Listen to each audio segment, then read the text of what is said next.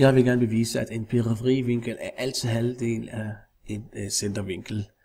Der er 3 tilfælde. Det ene tilfælde er den, vi ser her, hvor periferivinkelens ene ben går gennem centrum. Jeg tegner en cirkel ud fra centrum og et punkt.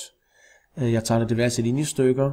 Hold øje med tallet 0,5 her, som er konstant, uanset hvor meget jeg drejer på min cirkel, og ændrer ved diverse parametre.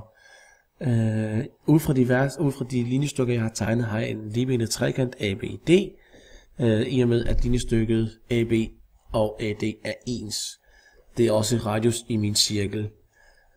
Jeg ved, at i en ligebenet trekant, der er vinklerne i grundlinjen lige store, de er ens.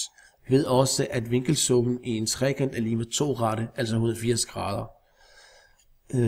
Vi ved ud fra følgesætning 2a, at nabovinklen til en af vinklerne er summen af de 2 andre vinkler.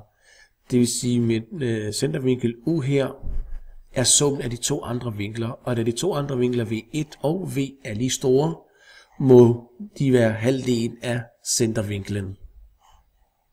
I tilfælde 2, der ligger periferivinkelens ben på hver sin side af centrum.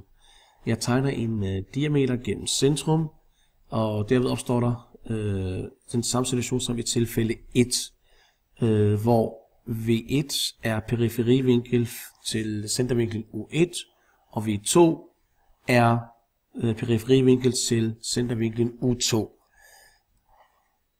Her er det også værd at holde øje med tallet 0,5. Når jeg så drejer på mine vinkler på min cirkel, så vil den blive konstant.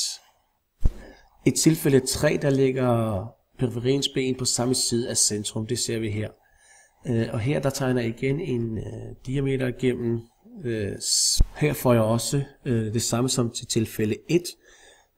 V1 er periferivinkel for centervinklen U1, og V2 er periferivinkel for centervinklen U2. Og da periferivinkelens ene ben går gennem centrum, har jeg samme situation som i situation 1.